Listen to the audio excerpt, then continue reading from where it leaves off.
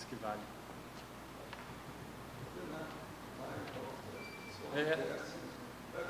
Já reparei,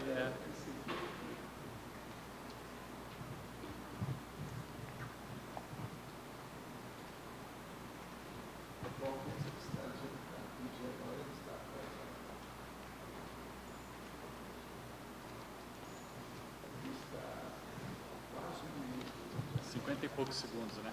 50 e poucos.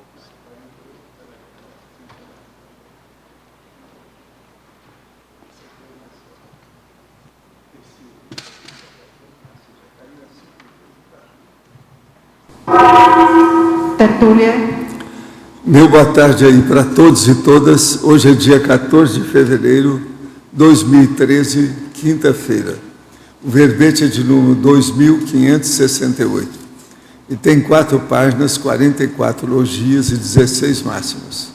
O tema é bilinguismo, a especialidade poliglotismologia. Quem redigiu o verbete é o nosso veterano professor Otto, que está muito bem acompanhado ali. Agora, a definição. O bilinguismo é a qualidade, condição, característica, ato, prática, efeito ou resultado de a consim homem ou mulher usar 2 línguas ou dialetos na vida cotidiana multidimensional. A retroforma holopensênica evocada pelos idiomas. A impregnação holopensênica das línguas. A dominância holopensênica de um idioma sobre o outro. O assentamento dos idiomas na autopensenidade. A interfusão holopensênica. A vida intrafísica a partir de 2 códigos de comunicação. O bilinguismo simultâneo. O biletramento. A língua materna dupla. O bilinguismo sucessivo. A transferência de habilidades da primeira para a segunda língua. O fato de o bilinguismo ser tão comum globalmente quanto o monoglotismo. O acréscimo posterior da terceira língua. O alto portfólio linguístico, o aporte comunicológico, a mudança da língua de base, o comportamento linguístico do bilíngue.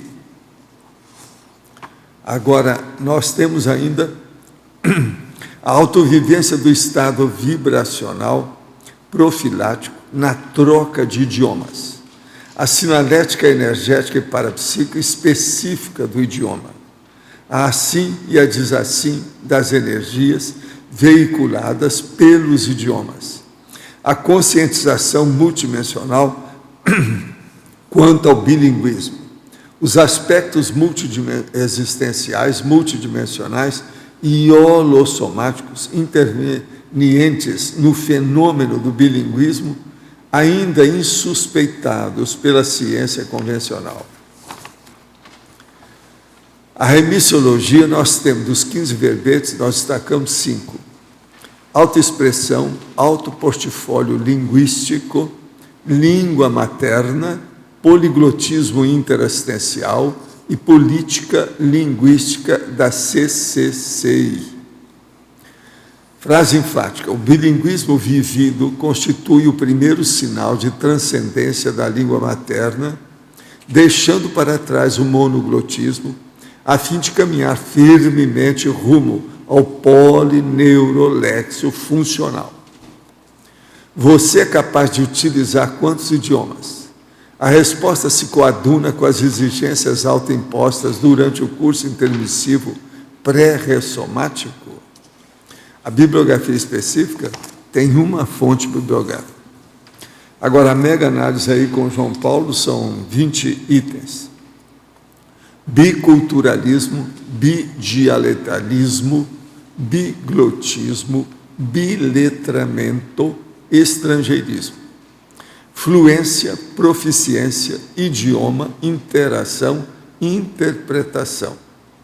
Dicionarização, autoexpressão, comunicabilidade, intelectualidade, interpensenidade. culturologia, poliglotismologia, linguisticologia, mentalsomatologia e traduciologia. O verbete hoje do dicionário é autoconvicciologia. O argumento é autorreflexivológico. Eu chamo a atenção para a pessoa ver com calma a premissum, que tem aí uma enumeração, e também o adendo, que tem outra enumeração, para clarear o processo do tema. Agora, questionamentos. Para a conscienciologia, o que é o déficit de atenção com hiperatividade? E o que os conscienciólogos pensam sobre o seu tratamento psiquiátrico à base de cloridato metilfenidato, a Ritalina em adultos? Olha, a primeira coisa é o seguinte, seria bom você estudar isso, que eu estudo essas coisas desde rapazinho, muito antes da hiperatividade alcançar esse cartaz que tem hoje. Agora, a minha mulher, a Graça Razeira, escreveu um livro chamado Hiperatividade Eficaz. Seria bom você ler, porque ele tem a expressão daquilo que nós, da conscienciologia, pensamos a respeito. Ela estuda isso há muitos anos, porque ela passa pelo processo da hiperatividade de adulto. Agora, a Ritalina faz mais mal do que bem. É preciso escolher muito o que é que se passa. Nos Estados Unidos, por exemplo, eles receitam essa droga o tempo todo. E quando dá para a criança, aquilo piora a criança, porque não desenvolve corretamente os processos cerebrais. Que a criança está com o processo ainda desenvolvendo. O cérebro só se consolida aos 26 anos. Então, se começar a tomar um remédio desse, aquilo paralisa, dá alterações na cabeça da pessoa, e ela nunca vai recuperar aquilo, porque fica com um processo nosográfico neurológico, quer dizer, um processo cerebral. De modo que, cuidado com isso, vai devagar com a dor, e o problema todo é você se organizar. Agora, eu recomendo ver o livro Hiperatividade Eficaz, vale a pena. Ao verbetógrafo Otto, na Fatologia, página 6, final da primeira linha, como funciona no dia a dia o bilinguismo simultâneo? Meu sobrinho, que tem 3 anos, mora em Toronto e está sendo alfabetizado em português e em inglês. E parece que seu cérebro vive super atarefado. Ele está, o seu sobrinho, passando pelo fenômeno do bilinguismo simultâneo. Isso aqui diz respeito a pessoa, exatamente como o caso descrito, aprender 2 idiomas até 4, 5 anos de idade, segundo os especialistas da área. Então, se ele está aprendendo 2 idiomas, mais ou menos ao mesmo tempo, ele pode até aprender o primeiro, mas o segundo vir ali aos 3, 4 anos, ele então entra no bilinguismo simultâneo. A maioria de nós entra no bilinguismo sucessivo, que eu coloco alguns itens depois, ou seja, primeiro você aprende uma língua materna, tranquilo, passa e de repente na adolescência, mais tarde você vai aprender uma outra. É isso que acontece no bilinguismo sucessivo. O fato do cérebro estar atarefado é normal, pode ser até que ela às vezes tenha, aí depende, tinha que estudar o caso para ver como é que é o input, como é que é o nurture, né? Como é que ela está recebendo esses 2 idiomas. Se ela recebe os 2 idiomas bem, tem bastante input de qualidade nos 2 idiomas, ela vai desenvolver isso normalmente. Fatologia, página 6, final da segunda linha. Quais as vantagens da língua materna dupla? A língua materna dupla, o que acontece? Ela permite a você ter possibilidade de se comunicar com 2 culturas. Nem sempre, devido ao princípio da complementaridade, nem sempre a pessoa ela vai conseguir, esse princípio da complementaridade eu coloco em Principiologia, na página 7. Nem sempre, para os bilíngues que não trabalham, por exemplo, como tradutores, ou não têm um processo assim, muito vincado com a lexicologia, com esse processo do idioma, nem sempre ela vai ter uma visão ampla da vida a partir de 2 idiomas. Por quê? Ela pode ter, por exemplo, um idioma em casa, simplesmente doméstico, e na faculdade é outro. Mas o idioma de casa ela não usa na faculdade, e nem o da faculdade ela usa em casa. Inclusive, se ela fosse usar, ia dar confusão. Então, esse é o princípio da complementaridade. Agora, se a pessoa caminha com isso e busca expandir o que nós chamamos de polineuroléxico dela, para poder, então, ter uma abordagem à realidade a partir de 2 códigos de comunicação, essa é uma vantagem muito clara a partir do que nós chamamos de multiculturologia, universalismo, atacadismo, e assim vai caminhando até chegar no processo de polimatia. Então, é um aporte comunicológico, como nós colocamos mais abaixo ali. Na Teoriologia, página 7, segunda linha, poderia detalhar a teoria da sociolinguística aplicada ao bilinguismo? A teoria da sociolinguística, ela trata das variações do idioma. Então, por exemplo, se você tem... isso é o que eles estudam dentro do processo do bilinguismo, que é uma área bastante destacada até na própria ciência convencional. Então, um idioma ele tem suas variantes. O árabe, por exemplo, ele tem o árabe clássico, que é usado dentro do processo religioso do islamismo, e tem o árabe comum falado, que inclusive tem seus dialetos. O árabe do Egito não é o mesmo árabe do Líbano e por aí vai. Então, a pessoa ela pode, ali dentro do árabe, é o que nós falamos do poliglota dentro do próprio idioma. Isso é considerado. Você pode falar assim, mas ele está falando árabe de qualquer maneira. Não, existe uma diferença. Então, ali a pessoa pode ter um bilinguismo, por quê? Ela pode conhecer muito bem o árabe clássico e os diferentes dialetos do árabe. E isso já traz para ela um processo de bilinguismo. Então, aqui é a aplicação da sociolinguística que cuida da variabilidade dos idiomas. No verbete do DAC, Reflexologia, página 15, o senhor poderia detalhar melhor a interação reflexão? O caso é o seguinte, na vida humana nós temos umas coisas, ou muita realidade, ou os fatos que ocorrem assim, ostensivos, óbvios, claros, evidentes. Eles então são concretos. A gente vê, por exemplo, essa mesa, ela é concreta. A gente vê, não tem problema. Agora, por exemplo, o reflexo que tem desse relógio aqui, isso é outra coisa. Outra hora tem apenas uma espécie de senha, ou uma inscrição, ou um processo menor, que também é reflexo daquela palavra, ou daquilo que a pessoa está fazendo. Então, veja, nós temos que olhar o que é reflexo, o que é reflexão. Por exemplo, toda pessoa e a situação, todo objeto, tem sua sombra, dependendo da fonte de luz. Isso é reflexo.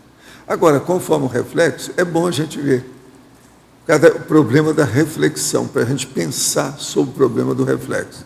Por exemplo, a sombra de alguém, o reflexo, por exemplo, de vidro, que às vezes tem ilusões no processo da parede, que chama até a atenção da gente. Eu já tive informação extrafísica através do reflexo que veio de fora, que bateu numa parede. Então, eu estou falando atenção sobre essas, vamos dizer, sutilezas da vida. Agora, é lógico, a gente vai falar de modo geral, a pessoa fala assim, você está lendo nuvens, isso não resolve, a nuvem depende do jeito que você lê. Então, tudo aí depende da pessoa examinar o que é. Agora, para nós aprofundarmos a interação do reflexo e da reflexão, o ideal é estudar a sincronicidade. Mas esse assunto da sincronicidade é um dos mais complexos que existe na vida humana. A pessoa precisa entender demais do processo da intermissiologia, do parapsiquismo e o domínio da energossomática para ela entender isso. De modo que os reflexos estão tudo em torno disso. Por exemplo, um dos reflexos piores que tem é o reflexo sonoro, por exemplo, que tem na água do chuveiro quando cai, ou de uma torneira na pia. Às vezes ela fala para você. Se você prestar atenção, tem palavras inteiras, às vezes, tem uma frase inteira, que a água que cai lá, o som dela faz. Agora, veja, isso é interpretação de nuvens. Então, é preciso ir com calma com esse processo de reflexo para ver como é que é. Mas tudo isso é um caso para a gente estudar. Está dentro do universo da reflexologia.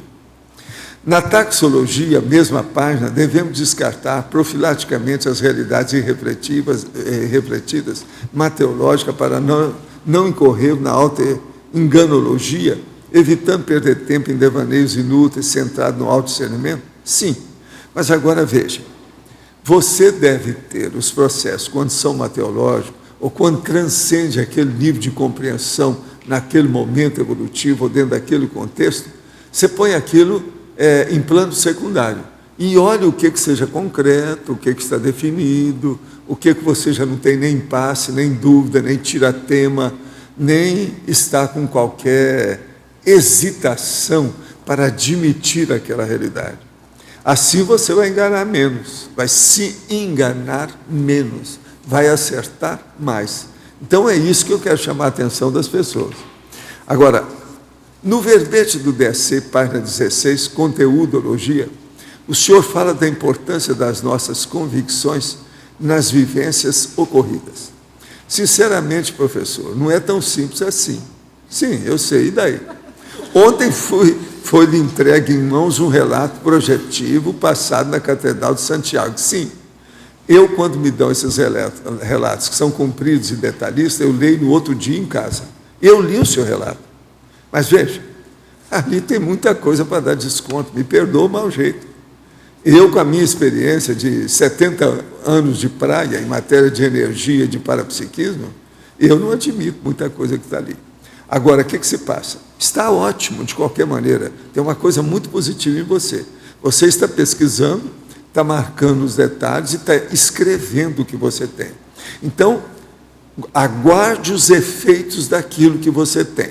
Com a acumulação das suas vivências, você vai tirar conclusões palpáveis, concretas, a respeito dos parafatos que você ainda tem dúvida até agora. Agora, o amparador, se ele tiver interesse, divida a sua assistência, porque isso tudo aí tem que ter assistência.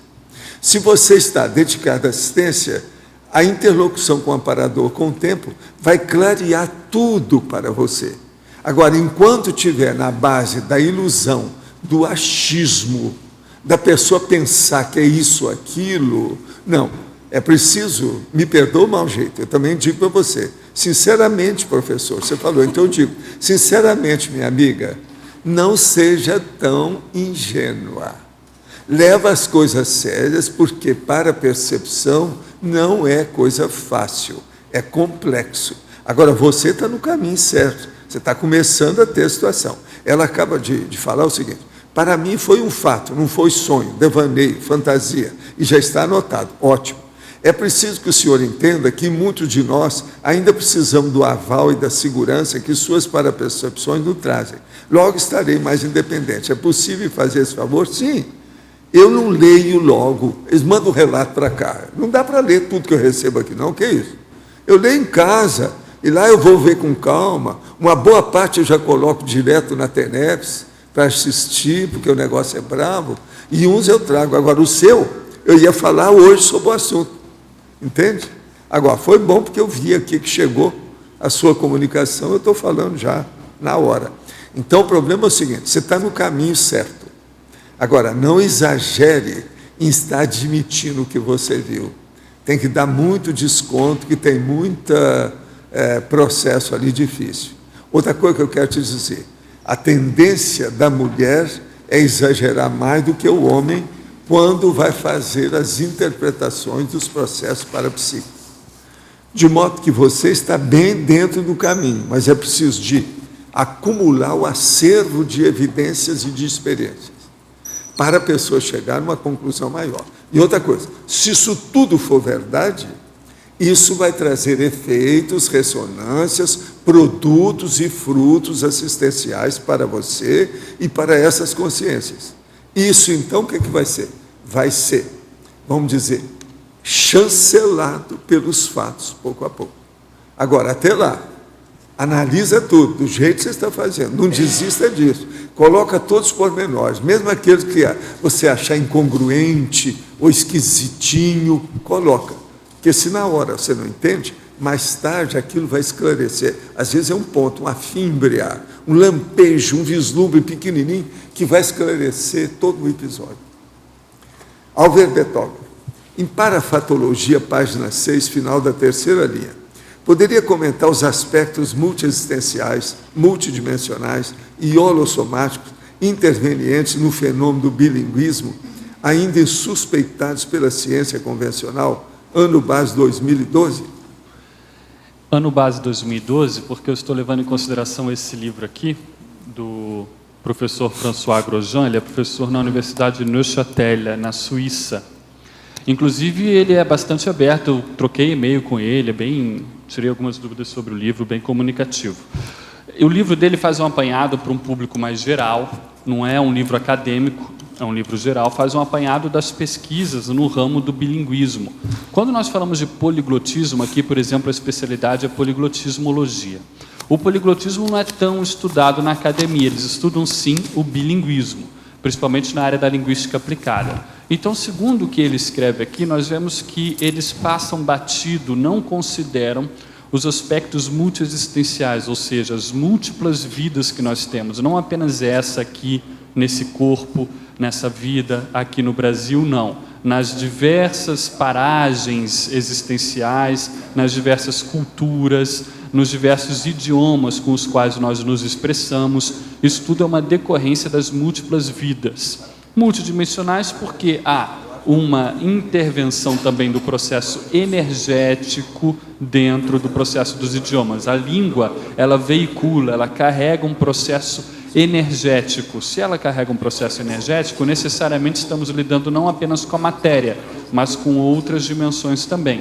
E, por sua vez, holossomáticos, porque, já que estamos falando de energia, estamos falando também não apenas desse corpo físico, o soma, mas também o nosso energossoma, corpo energético, o psicossoma, que seria o corpo das emoções, que veicula as nossas emoções, os nossos sentimentos, e também um processo de mental soma, que é o corpo da razão, o paracorpo do discernimento ou autodiscernimento. Então, tudo isso tem seu papel no bilinguismo, porque, por exemplo, multiexistencial, a pessoa foi uma escritora na França, ela publicou muito, ela chegou a ter um processo de assistência, às vezes até um processo de fama, com a pena dela, com a escrita dela. É normal que em qualquer outra vida subsequente, em outro idioma, ela tenha, quando em contato com o francês, ela tem uma repercussão daquele processo. Se ela for estudar francês, aquilo vai ser assimilado muito mais rapidamente.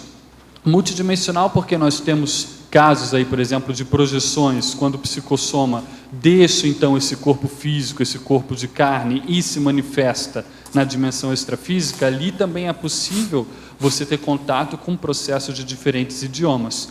E holossomáticos porque, claro, você está lidando aqui, por exemplo, com a energia também dos idiomas. Então, isso tudo é só para mais ou menos dar uma geral, mostrando que todos esses fenômenos, e alguns deles estão espalhados aqui na pensinologia. Eu coloco ali, por exemplo, a dominância holopensênica de um idioma sobre o outro, a interfusão holopensênica, a retroforma holopensênica evocada pelos idiomas. Isso tudo é fato, nós temos casos, eu já vi casos assim, até nos cursos que eu dou sobre poliglotismo parapsíquico, e tudo isso, infelizmente, ainda não é considerado pela ciência convencional, mas vale a pena deixar registrado para futuras consultas nesse sentido. Otto, vamos lá. Na fatologia, sexta e sétima linhas, o fato de a primeira língua nem sempre ser a mais forte. Eu dar uma... Posso sim. Lá naquele verbete língua materna, lindo, a gente faz uma classificação de 38 tipos de língua materna, e lá tem a língua materna abandonada, por exemplo. Então, às vezes, você tem que considerar, vamos supor, uma família de origem paraguaia, mas falando Guarani na base, que se instala no Brasil. Então, a mãe fala Guarani, o pai já não tem mais, são criados pela mãe. Então, a criança aprende ali nos primeiros contatos o Guarani, mas é uma coisa muito doméstica. Podemos dizer ali que a língua materna foi Guarani, a primeira língua, mas assim que começa a ir para a escola e começa, antes até de ir para a escola, já com os amigos, com os vizinhos, a pessoa vai deixando de lado aquela língua e se manifesta só no português. Estou pegando um caso que eu conheço aqui. Então, nesse caso, a língua materna ficou abandonada, ela nem sempre é mais forte, porque aí nós temos que levar em consideração o uso. O uso é a palavra-chave.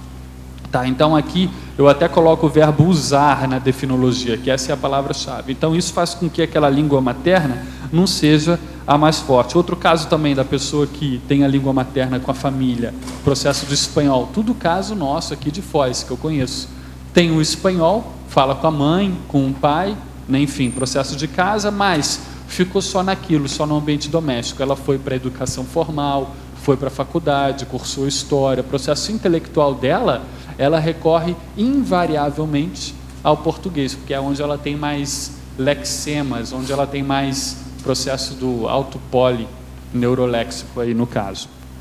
Então, isso tudo para ilustrar que, claro, na maioria de nós, a língua materna, ela bem estabelecida, bem consolidada e tocada para a vida inteira, uma língua de cultura, não uma língua minoritária, por exemplo, uma língua de cultura forte, como é o nosso caso, a maioria de nós com o português, aí é outro caso. Mas só para nós aqui ampliarmos um pouco a nossa visão de conjunto sobre o bilinguismo. Aqui na paradoxologia, só tem um paradoxo, né? O paradoxo da cultura A categorizar o bilingue na condição de membro da cultura B e vice-versa.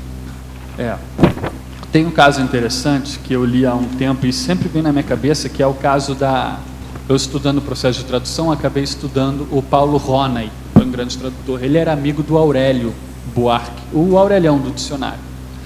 E ele que apresentou a esposa do Aurélio para ele, a Marina, ele que apresentou, inclusive. E a Marina era filha de diplomata inglês, de um diplomata inglês que morava no Brasil, e esse diplomata, ele quis criá-la basicamente dentro do caldeirão cultural brasileiro, sem influência inglesa. Aí depois ela foi interpretar isso e ela relata por quê. O pai dela sofreu isso, então como ele saiu da Inglaterra e veio para o Brasil novo, devido a questões de família, e depois teve a carreira diplomática, sempre quando ele voltava à Inglaterra, ele era considerado o brasileiro. Mas aqui ele era sempre o gringo, ele era sempre o inglês.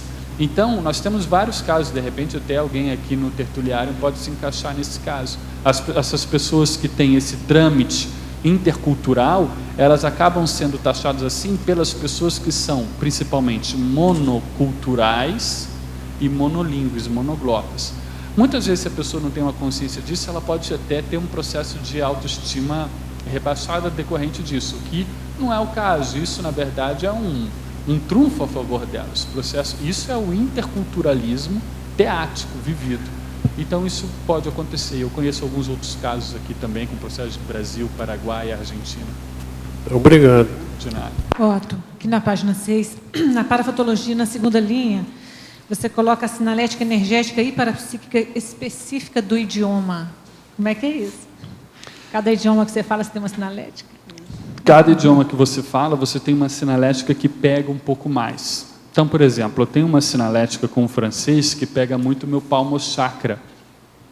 Então, você está falando francês, está lidando muito com o idioma, eu sinto uma repercussão maior no processo de palmo chakra. Então, isso... Agora, devia de ser italiano dele. Italiano é no laringo chakra. E o inglês é o processo mais de fronto chakra. Mas você chegou a pesquisar o porquê disso? Eu tenho algumas hipóteses, essas hipóteses estão aí, a gente tem que tocar, agora não podemos ser levianos e afirmar isso, aquilo, nesse campo de idioma, de retrovida, você tem que ir com muita calma. Mas, enfim, o processo de francês pode ser algum processo de escrita, por exemplo, porque mexe com o palmo chakra. E processo de inglês pode ser um processo maior de linearidade do pensamento, enfim. Tem essas questões. Agora, o que é interessante também, e que está diretamente ligado com a impregnação holopensênica das línguas que eu ponho na terceira linha da pensinologia, os tipos de pensamento que você tem, isso tem a ver também com o ego linguístico, que eu coloco ali, está tudo misturado. Tem a ver com os tipos de pensamento que você tem quando você se manifesta por um idioma. Então, por exemplo, quando existe uma predominância de um idioma sobre o outro, isso é o meu caso pessoal. Então, no inglês, quando daí eu tenho que ir para o francês, eu tenho que fazer um pouco de esforço, mas não me é penoso, eu vou tranquilo. Mas se eu estou me manifestando muito pelo francês, o francês está dominante, eu tenho que ir para o inglês, no fundo há um certo, mas precisa ir para o inglês, há um certo desprezo na situação. O esforço tem que ser um pouco maior. Isso pode ter a ver com o processo de passado. Então, são alguns casos que acontecem comigo, cada um vai ter o seu bem personalíssimo, por isso que eu coloco que tem uma sinalética específica para cada um. Bom, obrigada. De nada. Oi. Aqui no verbete do dicionário, você pode aprofundar um pouco mais a relação da inteligência evolutiva com a autoconvicção? Inteligência evolutiva? Isso. com a autocognição. Qual que é a relação das duas? Eu acho o seguinte, a coisa é uma relação de evolução. Quem tem inteligência evolutiva tem o top em matéria de cognição na Terra. Agora, eu preciso saber qual o percentual da inteligência evolutiva dessa pessoa. Por exemplo, o que ela entende do mecanismo, da estrutura, do arcabouço evolutivo da consciência. Porque ela pode entender até esse livro que nós estamos falando aqui, que é dos mais avançados que tem. A hora que eu mostro o memorando, a hora que eu falo o processo da pré-intermissiologia, até você, por exemplo, chegar na questão da semiconsciencialidade. Isso, então, já mostra um nível de inteligência muito acima da média. Inteligência que eu estou falando, de progresso, de evolução, de desenvolvimento. Então, a cognição é isso, é esse nível dessa inteligência. Então, o que nós notamos aqui é que a turma que fez curso intermissivo, que frequenta aqui as nossas tertúlias e que a gente debate demais o tema da evolução, é justamente a inteligência evolutiva. Essas pessoas são acima da média do homem vulgar lá da rua. Mas veja, hoje, com o processo disso aí, é muito mais acima da média, entende? Devido ao processo da cognição até chegar na semiconsciência. Que a semiconsciência é a hora que a pessoa começa a descartar essa vida. Ela está aqui, mas isso, a vida aqui, já se torna secundária. Ela começa a pensar já em moldes e níveis com interesses multidimensionais. Então, isso aqui diminui o valor. Você entendeu bem isso? Sim. Então, por exemplo, nós podemos ter aí 3 tipos de consciência. O homem vulgar lá fora, você pode chamar Consreal, o barotransferense, é aquele da Robex, o robô existencial. Tem aquele que já fez curso intermissivo e que já tem noções da inteligência evolutiva. E tem a nossa turma aqui, a gente, do jeito que nós estamos estudando, que já tem o nível de pensar na pré-intermissiologia com todos aqueles itens mais avançados. Isso aí, são 3 tipos. Agora, aquele lá, nós não estamos falando lá na semiconsciencialidade. E a semiconsciencialidade é que é o top dessa história toda, onde mostra a cognição mais avançada da consciência, entende? No caso aqui. Certo. A minha dúvida é com relação à convicção, né, do verbete, autoconvicção. Sei, mas a convicção é o seguinte, quanto mais a pessoa ela evolui com isso, ela aumenta a cognição. Aumentando a cognição, é lógico, aquilo chancela a segurança dela com as convicções e os princípios, o posicionamento que ela tem. Você entendeu a diferença? Agora, convicção. O problema é o seguinte, autoexperiência, autovivência, isso aumenta a segurança da pessoa. Através de quê? Da vivência do processo, que dá o quê? Convicção. Convicção é o seguinte, eu sei que essa minha mão tem 5 dedos, eu tenho plena convicção sobre isso. Isso aqui já, você não pode falar que seja uma mera verpom, uma verdade relativa de ponta, não. É uma verdade concreta, porque isso é minha mão. E olha, desde que eu tenho ideia na cabeça, eu vejo que ela tem 5 dedos. Eu sempre falei isso. Então, por exemplo, se uma pessoa vem e fala assim, você está com 6 dedos na sua destra, que é a direita. Não, eu tenho só 5, isso é bobagem que você está falando. Não me convence. Os fatos não são esses, são 5. Você entendeu o que é a convicção? Então, a convicção ela pode chegar num nível que ela fica com a verdade quase ou praticamente absoluta dentro daquele contexto evolutivo. Você entendeu a diferença? No caso, a gente pode dizer, então, que a pessoa que é muito titubeante, que ela tem muita dúvida, ou que ela... É porque falta experiência. Essa experiência falta porque ela não vivencia.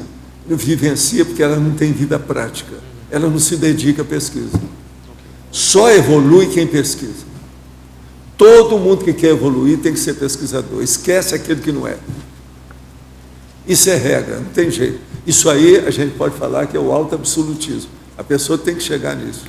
Enquanto ela não chegar nisso, vai ficar na perifa. vai ficar por fora, na periferia. Ela não entra no cerne da realidade. Está claro? Ok. Professor, em sua opinião, o IPC deve proferir palestra gratuita em Santa Maria, cidade onde ocorreu a tragédia, sobre o tema morte de modo direto no final de fevereiro? Pelo sim ou pelo não, poderia ampliar? Não, se tem essa chance, o povo vai falar qualquer coisa, é bom falar nessas coisas todas. Agora, é bom falar na realidade das autoridades negligentes, lenientes e de descaso. O descaso no Brasil é uma vergonha. Ninguém leva a sério as leis. Então, aquilo ali faltou lei de tudo quanto é jeito. É lei federal, estadual, municipal e também local das secretarias do município. É uma vergonha isso tudo que aconteceu. E outra coisa, falta educação. É preciso de ver, lá é uma cidade universitária. Onde é que está essa universidade que não clareia isso? Como é que eles não veem? Ninguém lá, não tem professor que fala sobre o processo, por exemplo. Deve ter alguma coisa que estão estudando, alguma coisa de sociologia lá dentro. Precisa de falar. Como é que fazem uma armação, uma armadilha, uma arapuca daquela para matar tanta gente? Isso é uma loucura. Agora, dizem que a cidade toda é assim. Lá, em matéria de leis, condições, os conteúdos, vamos dizer assim, da próprio tipo de vida, os costumes que eles têm, os usos lá da cidade, é tudo de desleixo. Tem muita coisa desleixada em várias secretarias do município. É gente que veio de lá que me falou isso. De modo que isso é que tem que falar, não é só falar em morte, não, porque morte já passou. O processo agora é ver os que estão vivos aí, porque senão vai ter mais morte lá. Vamos supor que amanhã tenha outra. Como é que é? Olha aqui, fazer oração para Santa Maria também não resolve nada, não. Isso tudo é conversa fiada. Vamos enfrentar os fatos. Álvaro Betógrafo, como é o funcionamento do cérebro e suas ligações neurais em dois idiomas distintos, como, por exemplo, as linguagens latinas e anglo-saxônicas, que são distintas na forma de falar, na gramática e na forma de pensar?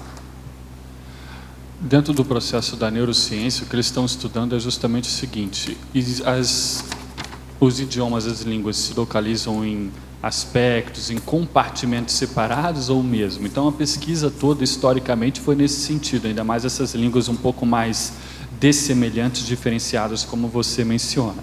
Porém, segundo o que eles começaram a descobrir, eu coloco alguma coisa disso na neosinapsologia, ali na página 7, independente do tipo do idioma, o que eles veem é o seguinte: quando a pessoa tem já um primeiro idioma, está aprendendo um segundo, mas esse segundo ainda é incipiente, ainda não está consolidado, ela ainda está nos níveis iniciais do aprendizado, quando eles usam as técnicas da neuroimagiologia cerebral, enfim, eles colocam um PET scan ou alguma coisa assim, para ver a atividade cerebral, eles identificam que o cérebro ele está recorrendo a tudo que ele pode. Aquela segunda língua está movimentando, está mobilizando todos os recursos cerebrais da pessoa. Porém, quando aquele segundo idioma começa a ficar mais consolidado, ele tende então a se assentar e as sinapses daquele funcionamento linguístico começam a ficar mais consolidadas, concentradas num único local. E a ideia então é que os idiomas eles se assentam mais ou menos ali na área de Broca, que é um processo motor, na área de Wernicke, que fica mais ou menos por aqui, que é um processo de conhecimento. Porém, é sabido que não existe, isso daí é uma outra polêmica também, e aí entra até a teoria da gramática universal dos Chomsky, entram outros que acham que existe um módulo só para a linguagem, outros acham que a linguagem é apenas um dos itens do desenvolvimento intelectual total do cérebro. Então, como que você vai explicar isso tudo? O que se sabe hoje é que a linguagem ela mobiliza tudo que o cérebro tem, além disso que eu falei no início da língua iniciante. Por quê? Porque com a língua você vai recorrer às emoções, você vai expressar emoções. Entra o sistema límbico, que é praticamente o cérebro aí proto-reptiliano, processo instintivo. Você vai recorrer também a um processo de neologismo, você vai cunhar palavras novas. Você está recorrendo aqui ao córtex, ao neocórtex frontal, que é uma conquista mais posterior, mais recente do gênero aí humano, do Homo sapiens sapiens. Então você vai também com o processo da memória recorrer ao hipocampo. Então você vai recorrer a uma miríade de compartimentos, de soluções, de instrumentos do cérebro para poder dar conta da linguagem. Então é muito mais complexo do que nós imaginamos e tem toda uma equipe mundial se dedicando ao assunto aí. Sr. Valdo, no dicionário aqui, na página 15, quando o senhor fala ali conscienciologia, refletindo em cima do assunto, né, o senhor fala do princípio da descrença, etc., aquilo que a gente vivencia, uma das convicções maiores que nós temos na conscienciologia não seria a interassistencialidade, que fica clara nessa convicção íntima, pessoal? Ajuda. Agora, a interassistencialidade é mais para definir o problema evolutivo da pessoa. Agora, o princípio da descrença é que ajuda a pessoa a ver as especificações da evolução. Não, sem isso é difícil ela caminhar. Então, a especificação da evolução é feita de que modo? Pela vivência. Agora, essa vivência, ela envolve a interassistencialidade cedo ou tarde, não tem jeito. Entendeu? Então, uma coisa puxa a outra, mas o importante mesmo é a autoconvicções nascidas da autoexperiência, a vivência da pessoa na interassistencialidade. Porque é um círculo virtuoso, né? A pessoa ela começa a ter parapsiquismo, começa a perceber o processo multidimensional, multiexistencial e interassistencial. Mas agora, a coisa última que a pessoa descarta, geralmente, é o processo da emoção. Então, é o problema do psicossomo. Eu estava mostrando a nossa amiga que chegou aí, que é uma iniciada, alto nível. É uma das maiores que eu já vi até hoje. No entanto, a idade emocional dela não corresponde à idade biológica. É menor. Entende? Isso é uma coisa seríssima. Ainda tem muita gente entre nós assim. Agora, em matéria dessa iniciada com o processo dele, ela é super organizada dentro daquilo, entende do processo todo. No entanto, na hora de emoção, se mexe com ela. Agora, tem que lembrar, ela deve ter sido, dessas pítias e pitonisas que já apareceram aqui, essa deve ter sido a mais recente de todas. Ela ainda é uma pitonisa. Entendeu como é que é? Então o negócio é muito sério, a gente tem que pensar muito nisso. Mas é interessante que a reflexão pode ajudar até mesmo nessa questão antiemotiva, né? Gradualmente você pode refletir sobre o assunto. Pois é, por isso que as pessoas, de modo geral, precisam de pensar muito na sua idade emocional, que a maioria não corresponde à idade biológica. Então é muito chato a hora que você vê uma pessoa que está com 60 anos, já está entrando na terceira idade, e a imaturidade dela, em matéria de emoção, está na base de 16, de 17. Eu sempre contei aquele caso que nós acompanhamos, que a vovó mora em Paris. Então a menina estava crescendo aqui, já estava nos 15 anos. Então foi a Paris para ver, porque ela veio com a mãe para cá e ficou a vovó em Paris. E ela queria saber, já dominava o processo de francês, a coisa toda, o idioma, tudo isso. Então ela vai dar. Na hora que as duas saem em Paris, para conquistar Paris, a menina de 15 anos, a vovó, que já estava com 65, estava mais criança do que a moça de 15. Então, conclusão, a idade emocional da vovó era talvez de 12 anos. E a idade emocional da menina de 15 era talvez 18. Agora, todo mundo viu o resultado disso, que quer que foram comprar as coisas todas, duas mulheres, duas meninas, uma de 65, a outra de 15 anos. Agora, isso a gente viu, aquilo repercutiu na família, todo mundo observou. Quer dizer, aí eles começaram a falar, mas, Valdo, você não acha que ela está na segunda infância? Eu falei assim, não, ela não saiu da primeira. Temos que entender o problema. Agora, isso é batatófilo ali, ó, você vê bem claro, não tem por onde fugir. Agora aqui, nós não temos esse disparate, essa defasagem tão grande de 60 anos, de 75 para 15, não temos. Mas, por exemplo, assim, de 20 anos tem. Tem gente, então, que tem, às vezes, um processo de emoção de 18, e, no entanto, ela está com 38 biologicamente. Nesse caso, há uma falta de convicção da necessidade de maturidade consciencial por parte da pessoa. Ela não tem essa convicção dessa necessidade de maturidade. Agora, a convicção, ela vem pela experiência. E outra coisa, a convicção, é necessário ver se é uma convicção racional ou não. Se o processo tem muita emoção, a convicção é furada. Então, esse negócio de autoconvicção, e outra coisa, tudo tem que ser baseado no princípio da descrença. É a pessoa fazer experiência, senão não adianta. A própria voliciologia está muito ligada à convicção. Quanto mais convicção, mais voliciologia você, mais vontade você tem e motivação para fazer as coisas. Agora, chega num certo ponto que uma coisa atrai a outra. É aquilo que eu falo. Os afluentes correm para o rio corre para o mar, e por aí vai. Tudo, a tendência é ampliar a situação. Você vai aumentando a acumulação, o acervo da experiência. E os amparadores ainda, vamos dizer, potencializam isso, esse aumento, esse acervo. Entende? Professor, não consigo mais fazer o EV com a mesma intensidade que antes. Me sinto desanimado, até a TENEPS já não está mais saindo direito. Sempre que tem um passo mais nas energias, no dia seguinte dá para trás. O que pode estar havendo? Você ainda duvida ainda? Tem um negócio que a gente chama de heteroassédio. O que você acha? Hein? Outro nome que a gente fala é o seguinte, tem boi na linha. Outra coisa é o seguinte, deve estar havendo alguma goteira. Tem uma pedra na sua senda, no seu caminho, na sua itinerância aí. Vê o que você está fazendo. No verbete do DAC, em adendo, página 16, poderia comentar os itens 4 e 8, autoexperimento e autolucidez.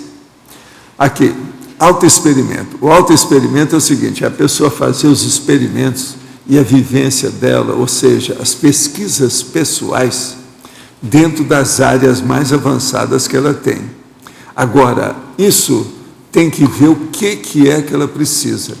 Se o processo é intelectual, se é emocional, se é físico, se é um problema, por exemplo, convivencial, de convívio, é muito importante examinar isso.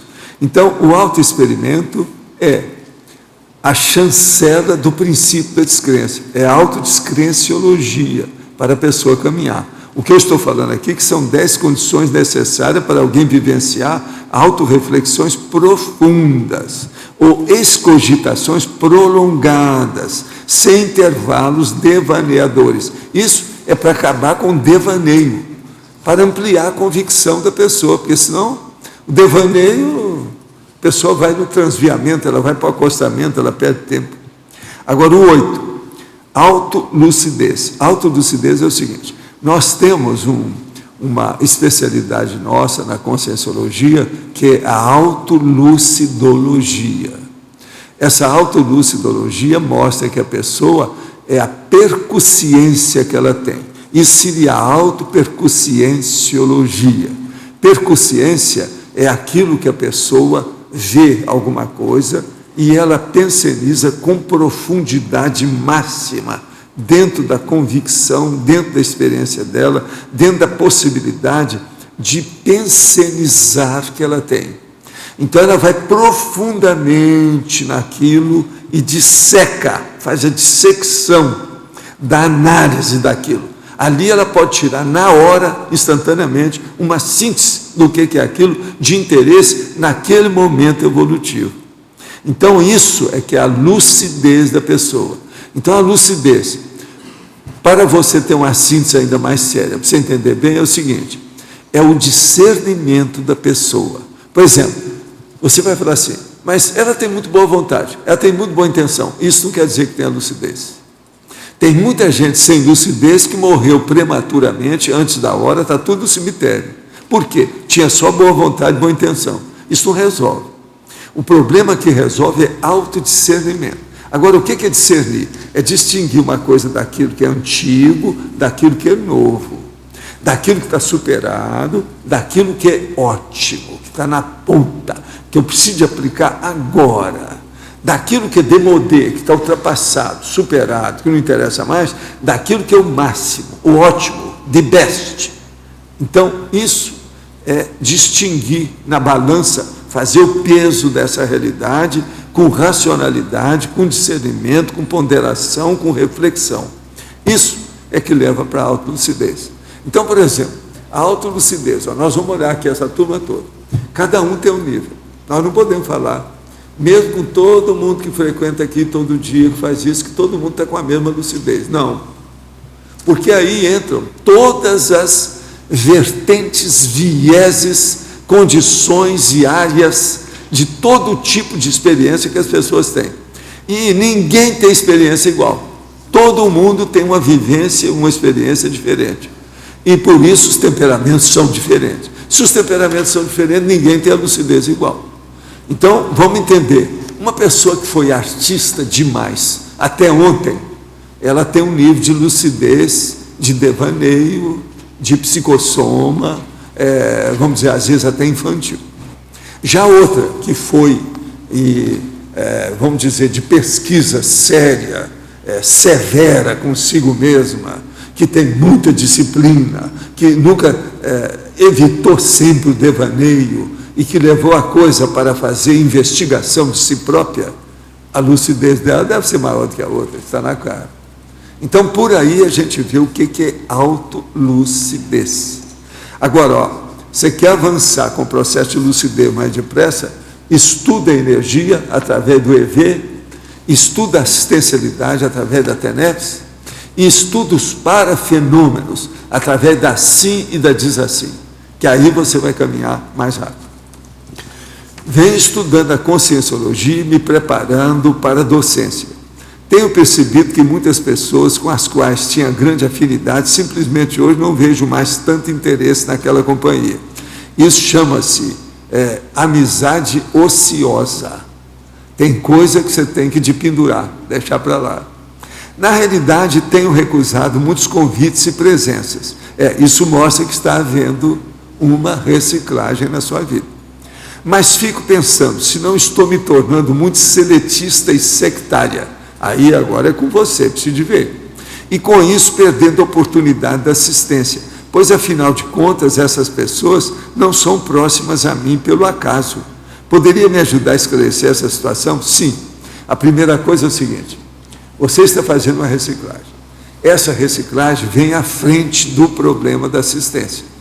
Por quê? Se você melhorar a sua reciclagem, você vai melhorar a sua capacidade assistencial, isso vai ser bom para todos os assistidos. Agora, isso é uma fase. Então você tem que ver agora, essa fase vai até quando? Você vai continuar desse jeito até quando? Entende? Então, examina, é isso, é a fase de transição da reciclagem. Uma outra coisa, não fica chorando as pitangas, porque você não está encontrando com certa pessoa disso e aquilo. Aquela pessoa, por exemplo, do barzinho, do botequim, aquela situação do chopinho, do sábado. Abra o olho com isso, que você não está perdendo nada.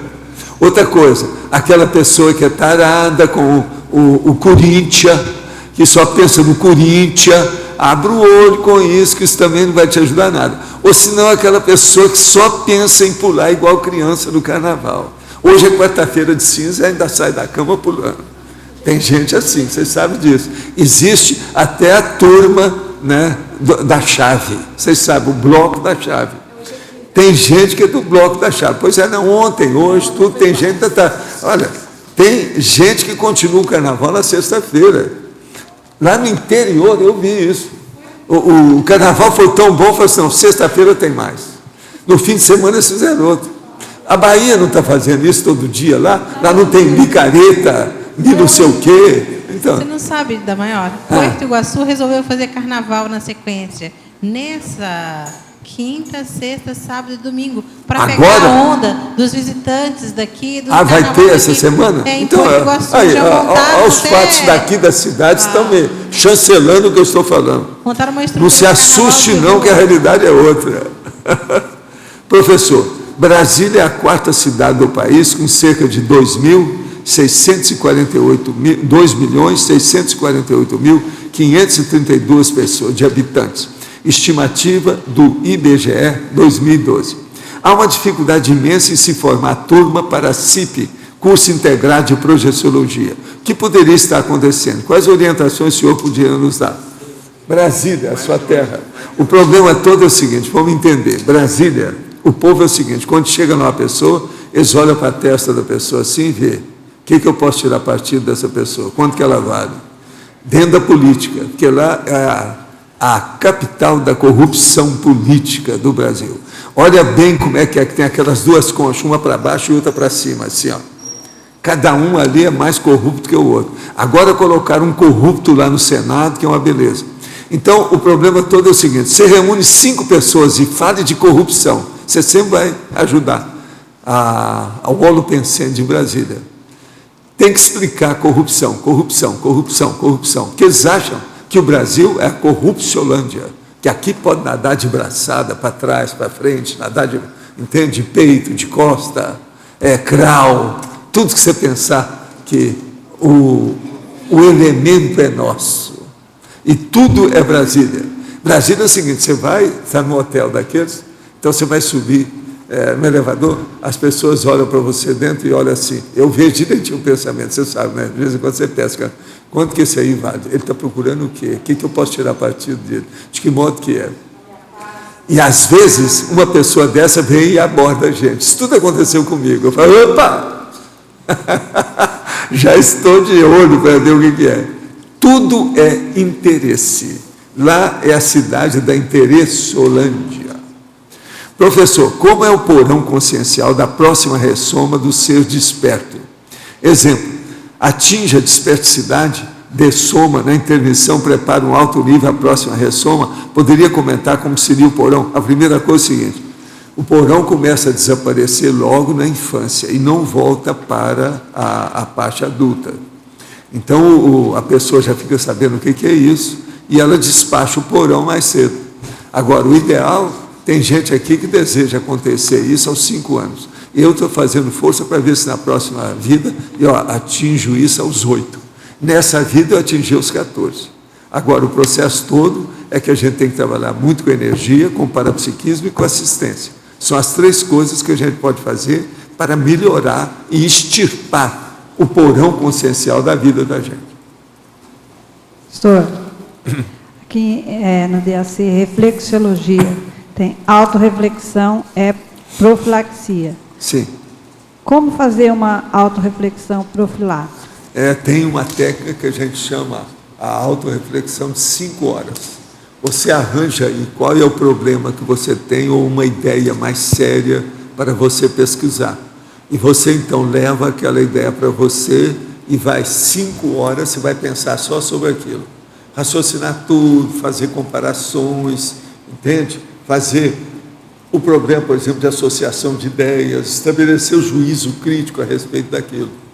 Isso aí vai melhorar a profundidade da sua análise, o modo de fazer isso que a gente chama de exegética, que é analisar o problema com profundidade. Isso aí ajuda. O que nós precisamos mais é isso, é analisar as coisas com profundidade. Coisas, pessoas, ambientes, o tempo, o local que a gente está, o holopensene, analisar isso com lucidez. Entende? É isso que é a reflexão. Otto, aqui. Página 7, lá no início, em Códigologia, você trouxe o Código Pessoal de Cosmoética, o CPC, embasando o bilinguismo. Pode falar um pouquinho sobre... Seria a aplicação do bilinguismo no CPC, isso? Isso envolve tudo isso, Fabiana, a aplicação, o esforço, o resultado. Você vê que ali na questionologia, lá no final, eu pensei muito sobre a questão, então, de repente, no curso intermissivo, as pessoas que têm mais o processo do idioma ou um processo intelectual, não nos esqueçamos que aqui não é apenas uma questão de falar idioma, de lidar com outros. Tanto é que eu também coloco na exemplologia o processo da publicação da Megagescom. Um processo seu aí de escrita maior vai envolver necessariamente acesso a fontes escritas em outros idiomas, né? Então, o que acontece? Como é que está você perante o bilinguismo e o CPC? Então, você está de acordo com a sua autoexigência imposta no intermissivo, por exemplo? Aí, no seu caso específico, não seria mais o processo do bilinguismo.